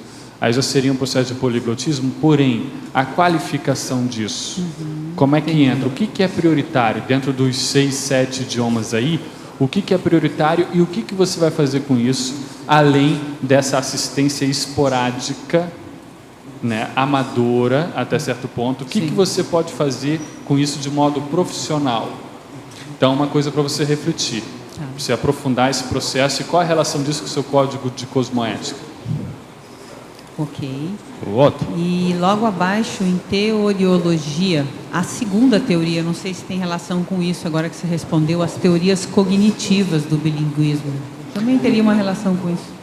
Tem relação com isso. Isso daqui eu abordei também bastante naqueles verbetes poligloto pensene e tradúcio pensene, ou seja, você vai estudar nas ciências cognitivas, eles estudam sobre léxico mental, que é a questão dos nódulos cognitivos. A gente até discutiu com a Rosa bastante a questão dos nódulos cognitivos, ou seja, aqueles conteúdos que você tem, como é que eles se organizam na sua cabeça, no seu neuroléxico. Será que é por um processo de hierarquia, é um processo de semelhança, é um processo de diferença? Então, aí tem várias teorias que tentam dar conta disso. Aí entram também as teorias que eu falei sobre a questão neurológica, como é que os idiomas se assentam no processo do cérebro. E aí, se a gente quiser engrossar, e aí já entra na paracognição, como é que os idiomas funcionam dentro do processo do paracérebro, da sua paragenética, da sua holomemória, correto? Como é que isso, então, funciona nessa vida? Você deve ter várias experiências nesse sentido, como é que a sua bagagem ajudou no processo aqui. Às vezes um contato fortuito com uma determinada cultura fazia vir aquilo, aí você já tinha aquele idioma em nível suficiente para dar conta do que você estava fazendo, né? Porém, aí eu volto lá. E o aprofundamento, a qualidade, o resultado. Se a gente espremer, Fabiano, o que dá? O que sai? Qual que é o supra-sumo dessa história? E logo abaixo, na mesma página, em neossinapsologia, o cérebro bilíngue incipiente, espraiando sinapses por todo o córtex cerebral. Perfeito, é isso aí mesmo.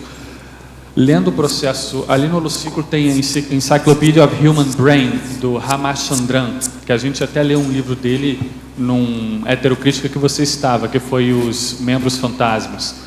Então, o que acontece? Esse, mais outros dicionários que tem lá, falam desse processo do quê? De quando a pessoa começa a aprender outro idioma, eles fizeram algumas análises, alguma emissão de pósitrons, que eles chamam de PET, né, para poder analisar como é que era o funcionamento cerebral da pessoa naquele caso. E elas viram que mobilizava muito, a pessoa fazia muito esforço, ou seja, mobilizava todo o cérebro dela aquele outro idioma.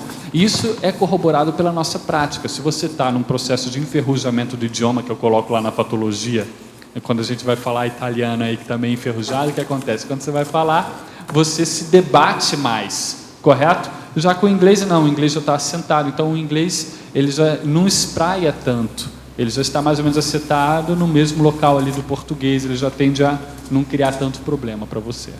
Otto. Aqui, Otto. Por favor, na polinomiologia, na quarta linha, você poderia explicar o polinômio da escolha linguística, participante, situação, tópico e função? Posso sim. Isso aqui diz respeito ao quê? Nós temos então a questão do bilinguismo, né? E aí como é que você vai usar um idioma ou outro? O que determina? Às vezes não é uma resposta tão óbvia. Ah, não, porque o fulano fala idioma A, ciclano fala idioma B, então com cada um vou falar um idioma. Não é tão óbvio, porque às vezes eles falam os mesmos idiomas que você. Então você pode falar o idioma A ou B com eles, independente. Então o que vai determinar isso? Vai determinar o quê? As pessoas que estão envolvidas naquela comunicação. Porque se, por exemplo, tem uma mesa, isso acontece às vezes aqui no almoço nosso no SEC, que tem os colegas alemães, aí tem o pessoal que fala inglês, aí às vezes tem um colega que, enfim, só fala inglês, não fala alemão, não fala francês, então é interessante ter uma língua comum para todos participarem, até uma questão de educação, né, de elegância, de etiqueta até. Então esse é um processo. Aí depois você tem a situação, né? Então é uma situação formal, informal, o que acontece? O tópico. Então, se às vezes você precisa, para esclarecer aquela situação, você precisa usar o outro idioma, porque aquela pessoa tem mais rapport com aquele idioma. Se eu estou falando, por exemplo, com a Fabiana, um processo qualquer que tem mais rapport, o processo do inglês, vai esclarecer melhor, ou ela para comigo, a gente vai acabar usando o inglês. Então, isso daí vai determinar. E também a função. Qual é que é a função daquela interação? Se é um processo de troca de ideias, se é um processo simplesmente de, vamos dizer, de ócio, no caso aí lazer, né? Então, isso tudo, às vezes o lazer, ou então às vezes até um processo de aprendizado, as duas pessoas falam português tranquilo sempre, mas elas querem praticar o francês, aí elas vão falar francês. Então, isso tudo entra no processo. Então, a gente começa a detalhar melhor isso. Está claro? Ótimo. Sim? Aqui na página 7. Vamos lá. É na... I have a question to É na Waldo. neossinapsologia. É os dois últimos. Neossinapse na área de Broca e neossinapse na área de Wernicke, né? De Broca e Wernicke. Broca seria o nome dele. Broca. Mas tranquilo, Antônio, só para você saber. O Broca, no caso, é o Paul Broca, Paul, porque ele era francês. Em 1861, né, ele trabalhou com essa teoria, ou vamos dizer, ele fez essa proposição científica, porque ele trabalhava em Paris, era um médico que atendia o pessoal lá, e teve um paciente que ele sempre vinha, ele compreendia o que eles falavam, mas sempre respondia a mesma coisa. Ele era monossilábico nas suas respostas. Então, aquele paciente ficou um caso interessante, eles quiseram estudar, e aí, depois que ele dessomou, o Broca, junto com a equipe dele, pegou e fez a dissecção e aí do processo cerebral dele, e descobriram o quê?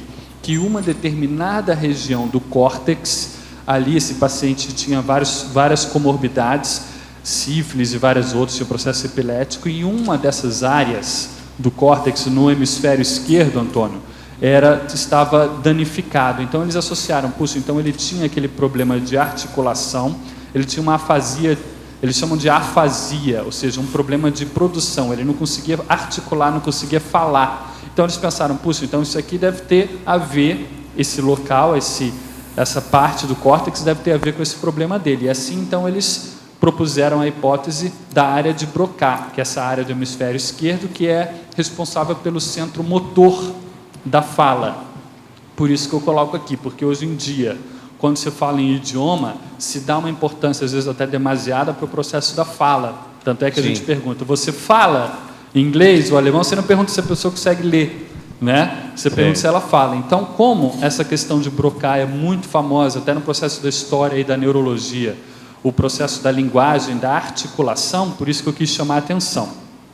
Tá? E o Wernicke, por sua vez, quando ele viu essa proposição do Broca, ele começou a pensar que se poderia realmente associar as dificuldades que a pessoa apresentava em vida, enquanto ainda era consim, com os problemas que ela tinha no cérebro. Porque uma questão dessa época, eles estão trabalhando no século XIX, não tinha toda essa facilidade de pesquisa que eles têm para verificar o funcionamento cerebral. Eles tinham que esperar a pessoa dessomar e então fazer a dissecção, analisar o cérebro. Tá? E aí então o Wernicke ele descobriu uma área que fica um pouquinho aqui atrás da área de Broca, também no hemisfério esquerdo, que é responsável pela interpretação, associação de ideias e conhecimentos, enfim. Ele viu, então, que nem tudo que dizia respeito ao problema de linguagem era simplesmente resultado de uma lesão nessa área de Broca e que tinha outros aspectos envolvidos. E aí a área dele ficou conhecida como a área de Wernicke, que é esse médico alemão. Um contrapôs o outro? Não, um complementou o outro. Tá. Isso. Okay, obrigado. Em um sítio do município de Brejo da Madre de Deus, em Pernambuco, tem uma criança de aproximadamente uns 4 anos de idade, de família carente, que fala inglês, sem nunca ter tido aula desse idioma. E também vê espíritos e conversa com eles em inglês. O pessoal do povoado o chama de doido. E a família estava ministrando remédio para doente mental. Que o senhor diz a respeito? Vão acabar com o menino se estão dando remédio para o cérebro dele. Tem que explicar para ele. O ideal é a pessoa ir arranjar gente da parapsicologia, ou gente que entenda de parapsiquismo, até mesmo da consciência terapia, para ajudar o rapaz, o menino, a criança. É o jeito. Isso é que seria o ideal. Agora, como lidar com um menino de 4 anos que tem trejeitos femininos e só quer brincar com brinquedos femininos? Não, aí é preciso de ver como é que está sendo a criação da criança, qual é a influência da mãe, do pai, do ambiente, do lar, quer dizer, da parte da vida doméstica, e arranjar um psicólogo que possa ver a condição enquanto está nessa idade. Não deve deixar para amanhã, não. É cuidar dele o mais depressa possível. Agora, você sabe, esses lugarejos assim, lugar pequeno, povoado, isso aí é difícil, é uma aldeia esse processo aí todo desse local. Então, precisa de ver, né? O que é que faz para assistir? Teria que tirar, pinçar a criança lá e levar para outro lugar. Agora, o interesse disso aqui, ó, às vezes em certos países, eles chamam a família toda para poder estudar a criança na universidade. Isso é que seria ideal, que é a Consim Cobaia. Pode ajudar muito a família inteira. Tem um caso famoso na internet que é já um adulto. Ele alega ter recebido aí, a partir dos 7 anos de idade, visitas extrafísicas, ele se chama de sonho, né? Toda noite, de 3 anjos, segundo ele falando, um japonês, um alemão e um italiano. E aí ele aprendeu sozinho lá, no interior. E aí o pessoal, apareceu já no Fantástico e tal, o pessoal faz teste com ele, ele realmente mostra um nível intermediário do idioma. É um caso de se estudar o que aconteceu. Precisa de estudar. Agora, ó, existe muita, vamos dizer, desvio de interpretação nessas questões. Precisa estudar muito com calma, bastante heterocrítica, para a gente admitir as coisas. Há muito excesso, muito exagero, muito má interpretação. É preciso ir com calma. É muito comum isso, né? Tudo que envolve poliglotismo, o pessoal Agora, exagera. Esses fatos acontecem, é muito mais do que a gente pensa por aí afora. Can I ask a question, please, to Waldo? To Waldo Vieira. I think there's so much time and money wasted in translation, and in the extra-physical we can communicate with the telepathy. And sometimes I dream of the possibility that we can also have one language only. It makes it not so difficult. I just wanted to know if you think that this could be a possibility. Professor Waldo, é para você. Ela pergunta, ela tem processo de sonho, telepatia, às vezes, onde ela pensa que poderíamos todos falar apenas uma língua. Se você acha que é possível isso ou não? É possível. Eu, com consciência, with the consciousness, I admit everything. Everything is possible. With time, because the precocity and geniality, then we must understand the situation. And we must make the research about the case, the personality, watch all the details about the reactions of the person, of the personality. This is the way. I have also learned Esperanto, which was created for the purpose of communication of all people, and that was really easy to learn, and it was really nice to be able to speak to Russians, to Chinese, and it was a very amazing experience, and I think it's very sad that this has not had the chance to come up.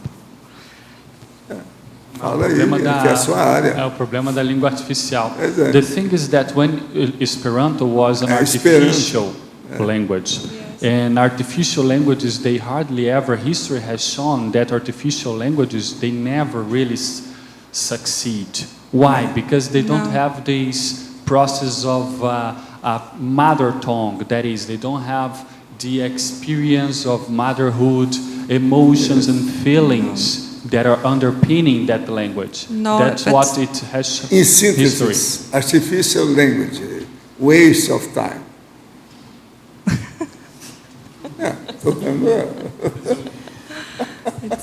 No. Synthesis. But that's the idea that it's not a mother tongue, because if it's a mother tongue, one country has an advantage, and if it's not a mother tongue, it's the same for everybody.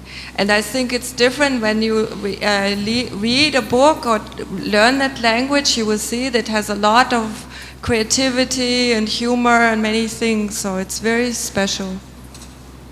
Ok. Otto. Sim? Aqui na página 8, pois não. Na mitologia, vamos lá. Você podia falar sobre o mito de os bilíngues verdadeiros adquirirem os idiomas na infância? Terceira linha. Terceira linha, achei.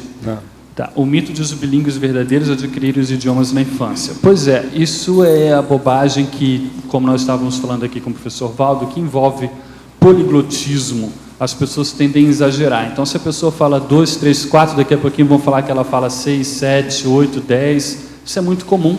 ainda mais quando entra com processos de parapsiquismo, como a gente estava falando aqui antes, tem que ir com muita calma em relação ao processo de idioma.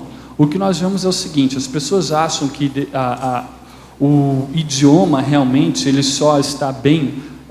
Isso aqui era normal principalmente aí no século, no caso aí 19, nas pesquisas mostravam que a pessoa só falava bem o idioma quando ela tinha um sotaque de nativo.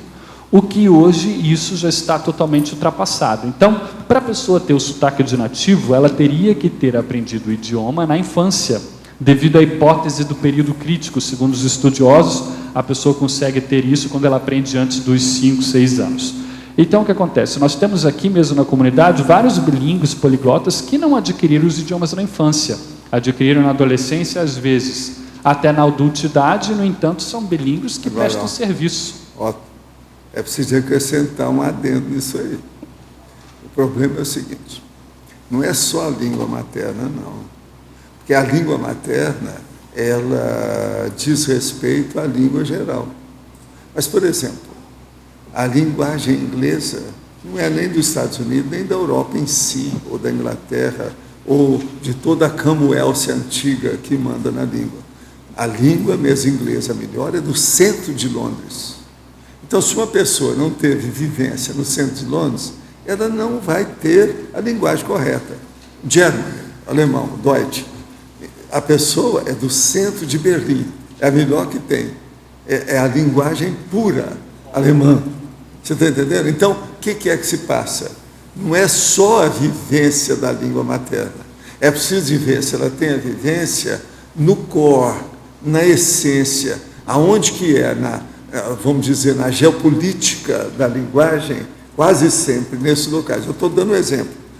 A Inglaterra, o inglês é no centro de Londres. É o melhor tipo de idioma inglês que existe. Sobre o processo alemão, é no centro de Berlim. Na periferia, não, presta atenção, porque essa cidade toda se agigantaram, viraram metrópolis, megalópolis e tudo isso. Então, o problema é o core, a essência, ali é que é o X. Então, isso é muito mais complexo do que a gente pensa. Esse raciocínio todo que você deu aí, ainda é simplista. Esse aqui que é o complexo. Estou só dando uma dica, porque eu tive que discutir isso demais, faz uns 40 anos, já com gente da British e Deutsch, lá da alemão, Germany. Entende? Negócio bravo. Agora, ó, nós vamos abrir um parênteses, então, agora. Favor desligar o celular e também não teclar durante o momento aqui da mega euforização. Obrigada.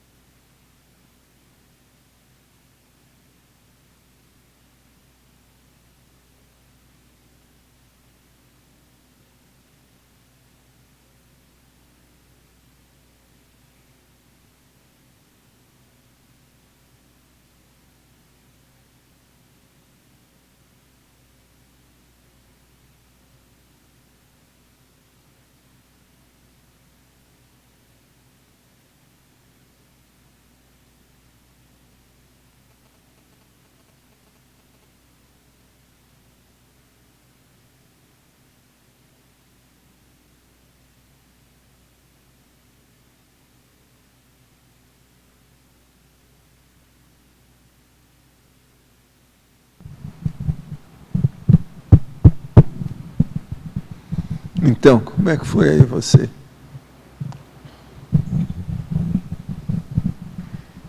Eu percebi aqui uma espécie de uma bolha aqui em volta da gente, e ela foi se expandindo, como se fossem ondas eletromagnéticas, e aquelas portas lá abriram e aqui ficou cheio. Bastante gente aqui entrando, sentando cada um numa cadeira. Você já trabalha com energia já há algum tempo, né? Já. Pela sua aura a gente vê isso. Você estava falando lá em cima, de vez em quando você fazia assim, eu estava olhando sua aura. Então a gente vê que você tem experiência das coisas. Agora, você está se sentindo bem agora? Bastante. Está bem? Então tá. E você, como é que foi? Eu senti um trabalho aqui no meu cérebro, como se estivesse aliviando alguma coisa nesse aspecto. Senti muito bem. Está sentindo bem agora, tá? Com certeza. Tranquilão, tá?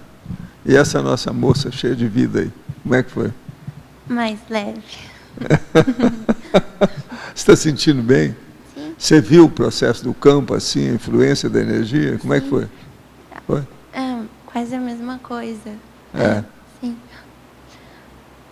Está bem agora, né? Tá. Ela tem muita energia, mas ainda não tem a sua experiência. O caso é por aí, né? Tem que vir com o tempo, não é isso? Agora, ó, vocês estão bem, o campo muito positivo, tudo normal. Desse jeito até eu, né? Com açúcar, até eu. Está fácil. Se precisar de energia, a turma apela para vocês. Tá? Obrigado.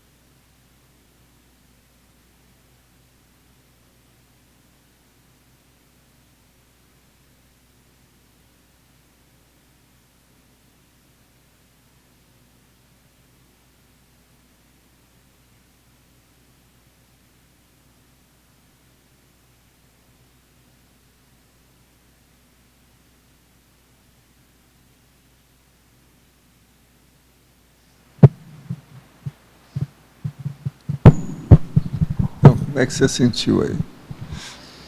No início estava com um pouco de taquicardia, né? Acho que o nervosismo, uma sensação, né? Expectativa. Expectativa.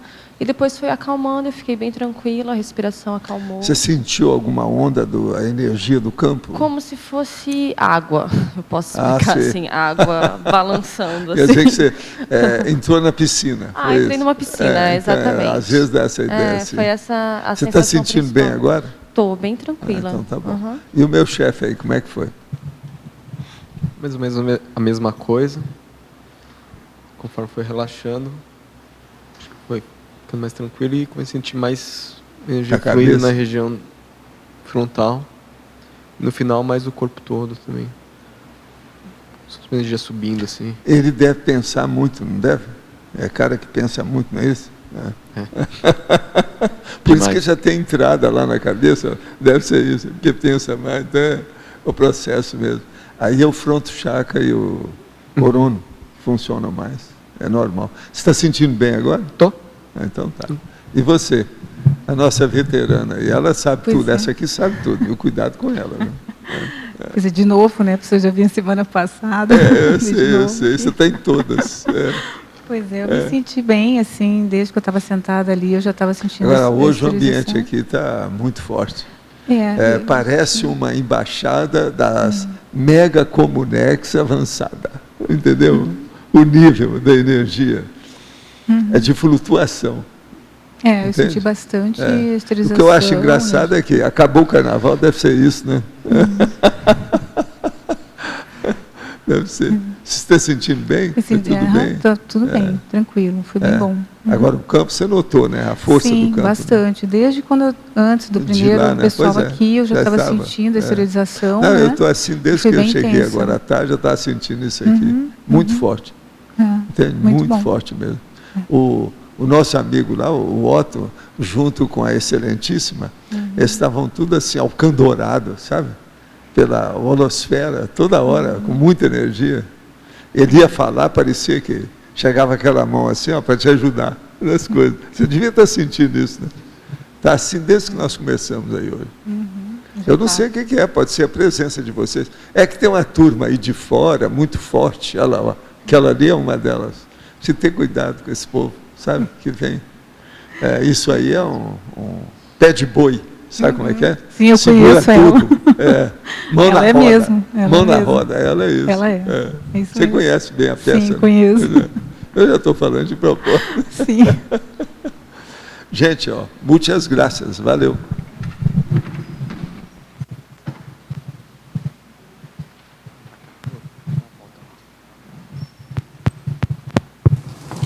Gente, então eu devolvo o nosso professor Otto para vocês. Letra B aqui, Marconi. Me explica, por favor, a reversão ao monolinguismo. Eu não escutei, Marconi. Você pode repetir, por gentileza? Fatologia. Fatologia. Terceira linha, de baixo para cima. A reversão ao monolinguismo. Pesquei.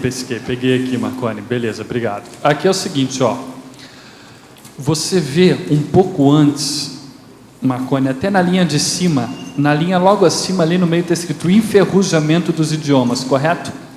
Ali é o seguinte, você conhece um idioma, aprendeu, só que você passou 2 anos sem praticá-lo. Quando você vai voltar a falar assim de supetão, o negócio vai encrespar.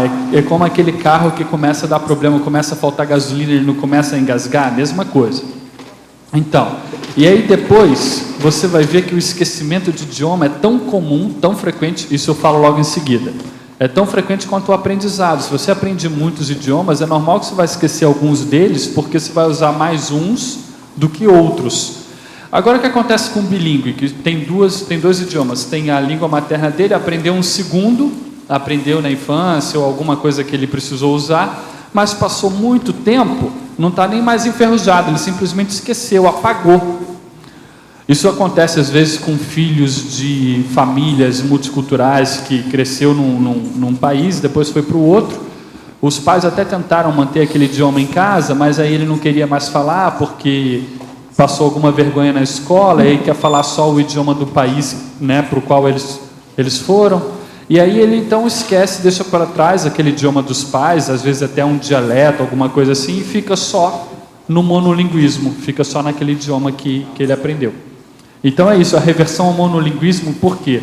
Porque a pessoa chegou a ser poliglota, bilíngue no caso, pode acontecer com os poliglotas também. Ela chegou a ser e, devido a algum contingenciamento, ela então voltou ao monoglotismo.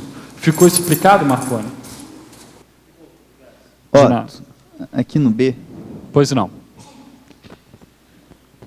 Aqui na parafatologia, e na segunda linha, você comenta a respeito de assim e desassim, de energia veiculada pelo idioma e a questão do estado vibracional da troca de idiomas, né? Eu queria que você comentasse se você tem alguma experiência, uma percepção a respeito de mater pensenes relacionado a idiomas específicos. Se você tem alguma experiência, estudou alguma coisa a respeito disso. Isso traz uma questão interessante, o processo do mater pensene dos idiomas. E também, só complementar, uma relação disso, por exemplo, que eu fiquei imaginando um mater pensene do idioma e um mater pensene pessoal, da pessoa que está estudando aquele idioma e a interação disso, talvez uma facilidade ou uma dificuldade de aprendizagem por conta disso. O processo da facilidade pode ser um processo paragenético, tá? E não necessariamente o holopensene da pessoa vai ter uma conexão, um vínculo, uma associação direta com o holopensene da língua, não necessariamente. O que a gente tem que pensar, e eu refleti já muito isso, troquei ideia com vários amigos, vários pesquisadores, é o quê? O holopensene não é da língua em si, é da cultura daquele povo que se expressa por aquela língua.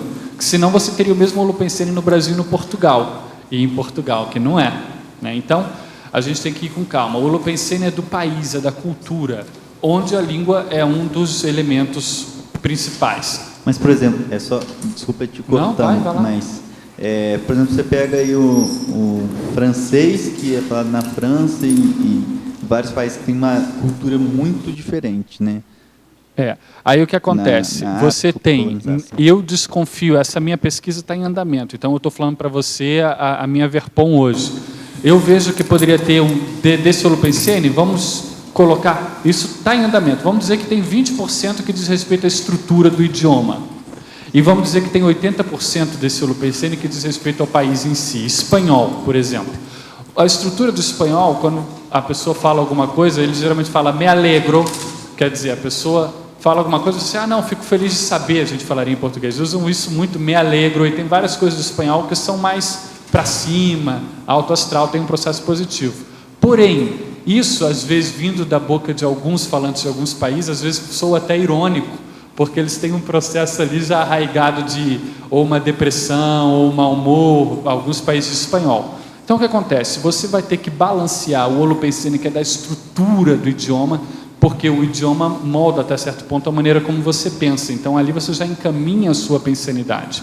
Então, a estrutura do idioma faz isso. Tem um pouco, então, do holopensene do idioma na estrutura dele, mas tem também, grande parte, na manifestação cultural daquele povo. Isso a gente tem que ver daí com calma. O que eu vejo é isso, tá? Que a gente teria que estudar.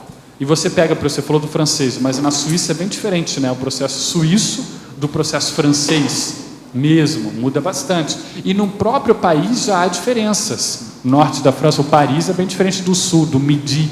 Eles mudam bastante. Assim como o Brasil. Agora, né? Nessa questão que você está falando do me alegro, isso aí é uma perfeição que você está dizendo. Agora, é sempre bom lembrar do timbre e da entonação. Conta demais. Perfeito, o timbre você, e a entonação. O tempo todo, você tem que pensar nisso. Você, profissionalmente. Sem dúvida. Timbre e entonação. Com o processo de espanhol, timbre e entonação é uma coisa muito séria. Você pega, por exemplo, um colombiano falando espanhol, os picos e vales da fala dele, da entonação, do argentino, do paraguaio. E o filipino. Você precisa ter experiência das Filipinas. Eu acho que o meu negócio é te mandar para as Filipinas, você passar 15 dias lá, falando tagalog. Dar um banho de loja. Entende? O negócio é violento. Otto, aqui na página 6, Fatologia, Vamos lá. linha, baixo para cima. O grupo Karma estendido para atuações tarísticas. Aonde que está? Desculpa. Fatologia, quinta linha, de baixo para cima. Ah, tá, achei. O grupo Karma estendido. Olha, se você tivesse só com espanhol, como é que você ia ficar? Você, quando veio para cá, você até escreveu verbete sobre o processo da nova nacionalidade, correto? Você, então, aumentou suas... Proexológica. Perfeito, neocidadania proexológica. Isso é isso que você está criando confirmação do que você já sabe. Porque o que acontece? Quando você veio e começou a falar português aqui, você mudou praticamente, você ampliou, você já apresentou até verbete em português, então isso mostra bem claro, né? Agora, isso é um grupo Karma, né? Você está trabalhando agora com um grupo Karma positivo, não sei como é que era esse grupo Karma na Argentina, se era positivo. Não, mas no caso dela, esse processo de fazer a tradução enriquece mais a pessoa. Ela não é normal, ela não é normal, quer dizer, não é vulgar, não é uma pessoa comum. Ela é anormal, ela é anormal. Sem dúvida. Devido ao processo da tradução. Ficou claro aí, Cris, mais ou menos? As neossinapses, né?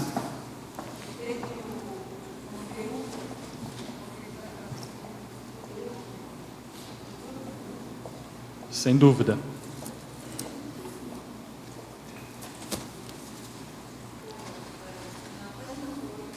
Mitologia, linha 6.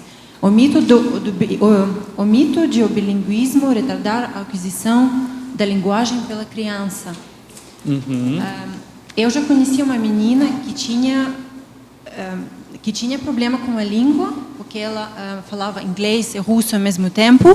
Ela só começou a falar bem russo e inglês, acho que há 5 anos, mas ela, assim, mixava palavras. Era complicado para ela. É para isso. Eu acho que melhor pode ser para uma criança de aprender uma língua só e depois uma outra. Você não acha? Eu acho que aí essa é uma das abordagens. Você perguntou aqui, a gente tem lá em tecnologia, eu coloco as técnicas de educação multilingüe. Uma coisa importantíssima que a gente tem que ver aí é, a pessoa vai ter um primeiro idioma que vai se desenvolver mais e o outro vai vir a reboque. Por quê? Você tem que ver o tipo de input que a pessoa recebe. Então, se a pessoa está aprendendo, no caso, russo e inglês, se ela está na Inglaterra, a família fala inglês, e ela tem 90% do tempo em inglês e 10% só do tempo russo, é lógico que o russo vai ficar para trás. Então, isso é uma coisa para a gente analisar com calma. Ver a quantidade de input e a qualidade do input também. Se é um input normal de família ou se é um input simplesmente ocasional, não é uma língua correta, não é uma língua articulada direito, é uma língua que já vem misturada de outras. Então, isso tudo vai influenciar. O fato simplesmente da pessoa ser bilíngue, a gente tem, por isso que eu quis colocar no mito para chamar a atenção e você pescou, para a gente nuançar e entender um pouco mais isso. Realmente é fato que, em algumas situações, pode demorar um pouco mais na aquisição, como isso que você fala, e como, por exemplo, também, línguas, porque a criança ela vai ter que distinguir sons, que é basicamente isso que ela faz. Então, quando os sons são muito parecidos, de idiomas, por exemplo, português e espanhol, pode ser que ela demore um pouco mais de tempo até distinguir, mas depois ela caminha normalmente. Isso não quer dizer que com o próprio monoglota não aconteça, às vezes, retardo da linguagem. O Einstein é um exemplo clássico, ele demorou para falar, mas não quer dizer que ele tinha problema cognitivo com isso, correto? Então, isso a gente tem que analisar com calma. Então, o principal aí que eu vejo nisso que você fala é o tempo do input, se era 90%, 10% ou meio a meio, e a qualidade desse input. Isso tudo vai influenciar.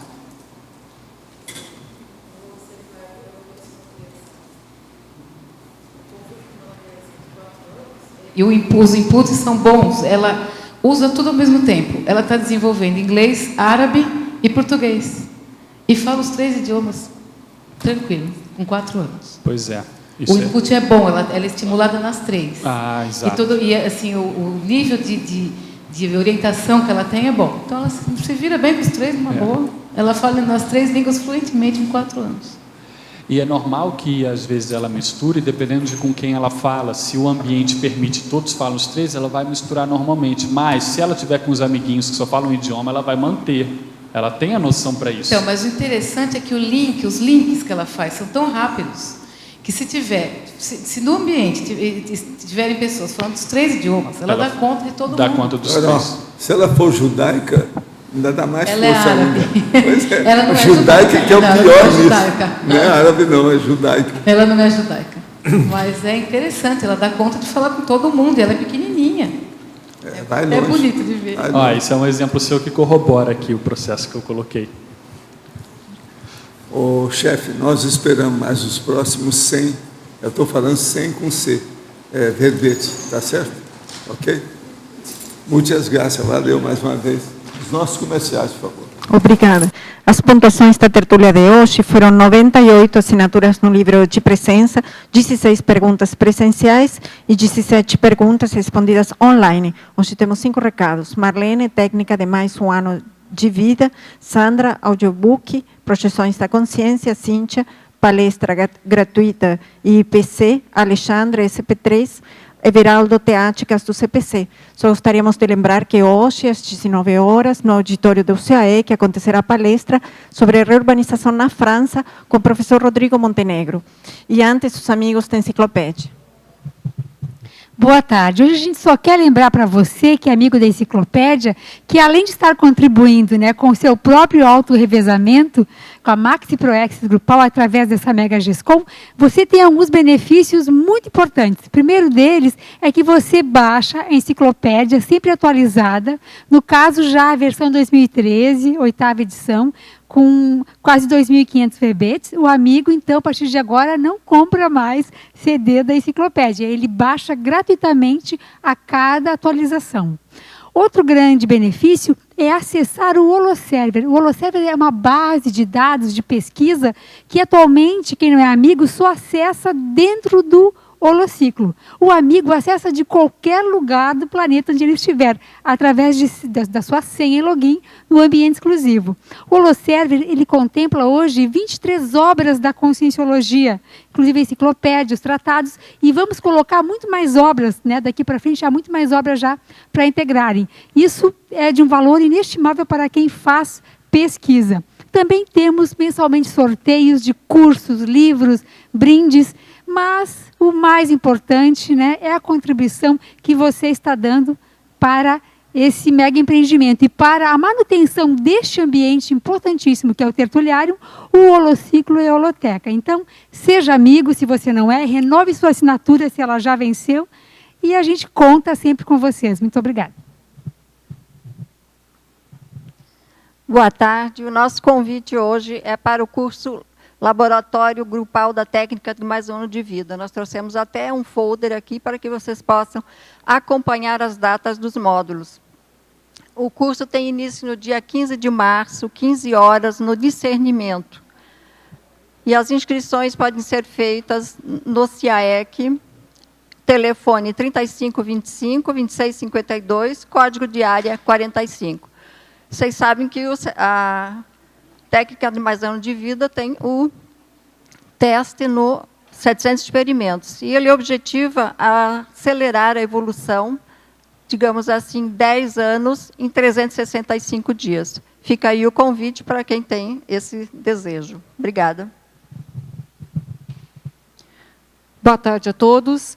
A Editares e a Comunicons estão lançando o primeiro audiobook, Projeções da Consciência. Então, quem tem interesse de fazer a multitarefa, fazer as tarefas do dia a dia, ainda escutar um livro, né, que é o Projeções da Consciência, vale a pena. E para aqueles também que têm deficiência visual, esse audiobook foi feito especialmente para vocês. Então, para comprar, www.shopcons.com.br ou nas livrarias do IPC e aqui da Epígrafe também.